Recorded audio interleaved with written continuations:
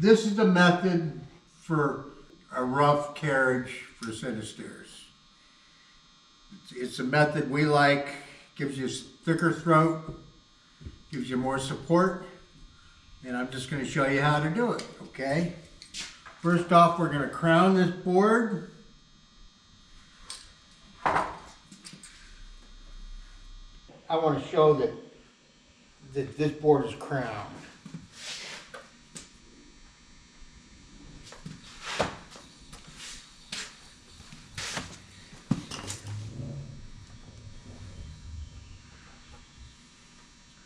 You can see how much of a crown there is in the board there.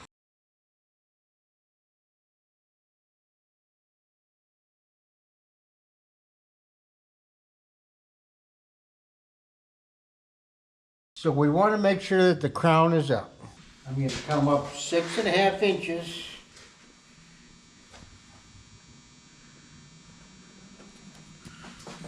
From the bottom of the crown.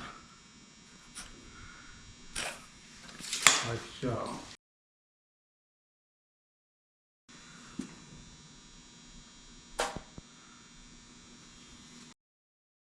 But I'm going to lay this out. It's a 7.5 inch rise, 10-inch run. So I'm going to do the 7.5 inch rise, 10-inch run. I go to the edge of this chalk line, not the center of the chalk line, but the edge. 7.5 inch rise, 10-inch run. I'm going to put a tick point so I know where I want to go to. I'm going to take my dividers and I'm going to measure from that point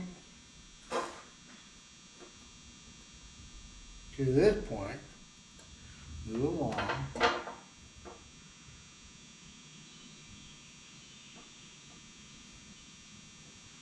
Okay. So I have the hypotenuse, or whatever the triangle is, whatever you call it, I don't know. I flunked geometry 3 times. But then I'm going to walk it off.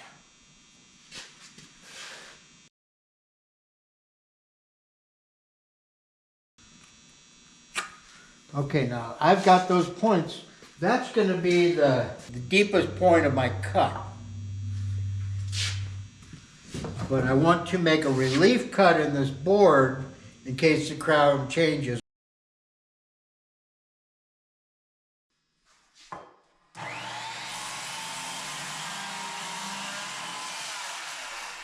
Nothing fancy.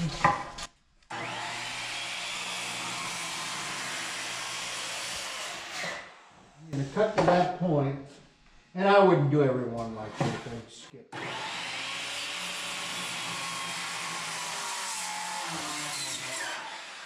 See what happened right there? The crown of the board changed. So the crown was going like this. With that cut, I know that it changed. Looking at the grain, go in reverse.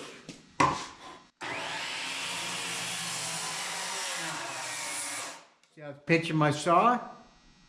If this is a 16-point set of carriage, I'd throw this board away and I'd start all over again. The reason I'm doing this is to relieve the tension in the board. See, that board was crowned like this, now it's crowned like this, so it's pinching that blade.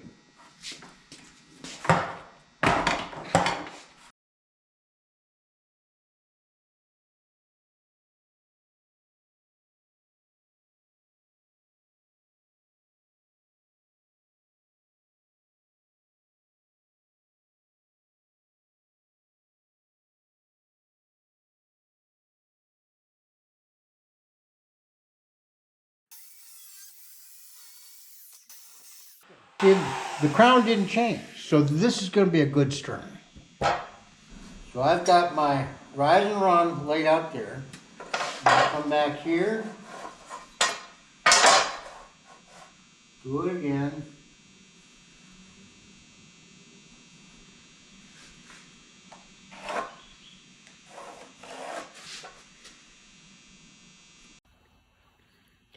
always put a tick mark at the 10-inch point. I'll pick up my square.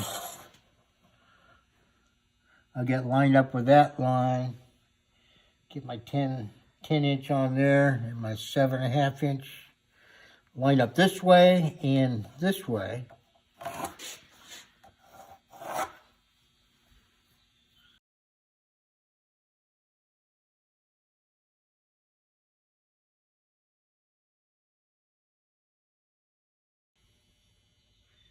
If you don't put these relief cuts in there and the crown changes,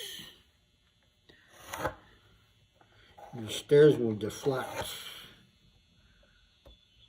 And that's not a good thing.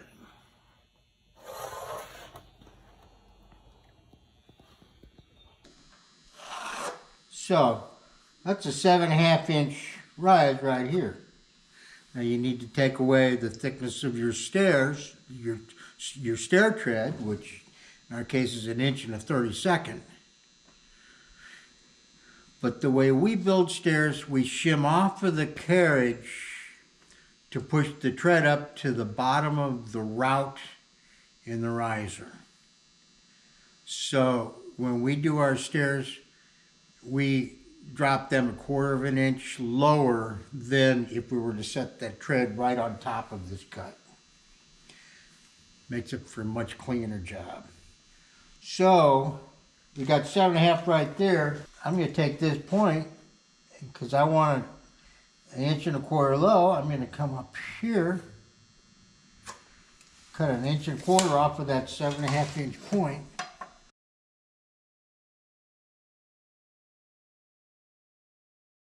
That's going to be 1 1/4 inch low.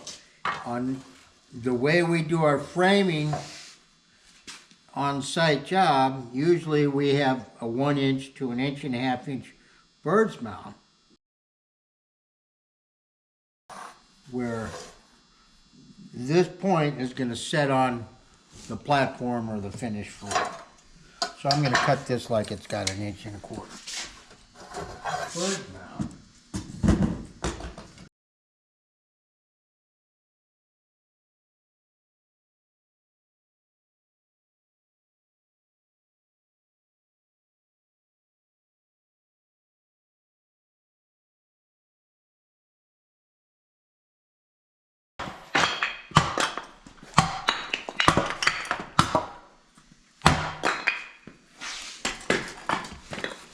Carriages cut.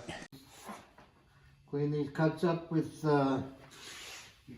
chisel, jigsaw, vibratory tool, whatever.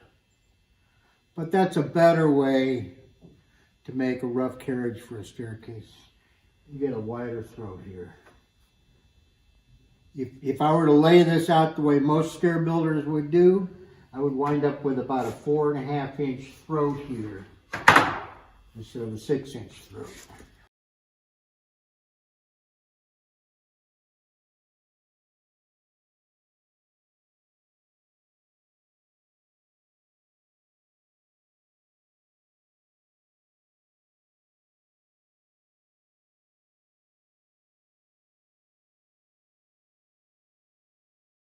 I'm laying out a stringer the way that carpenters would do it, using stair nuts or you know, the way a normal carpenter would do it.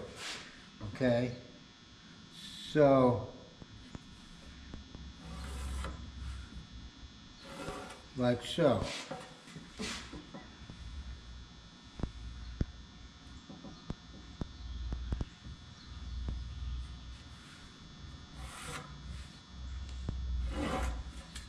Now versus the way that I laid out the other stringers, we went with a 6.5 inch throat.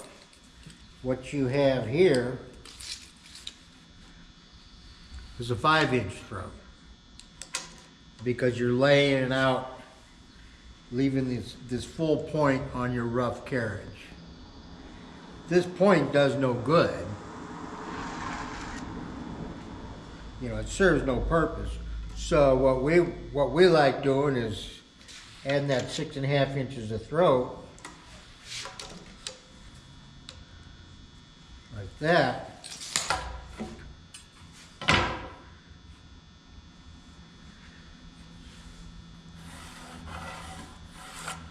So basically, this point right here is what you lose here, but you gain a thicker throat. So we go with a 6.5 inch throat. It's a stronger staircase, and stronger is better. That's it. That's simple.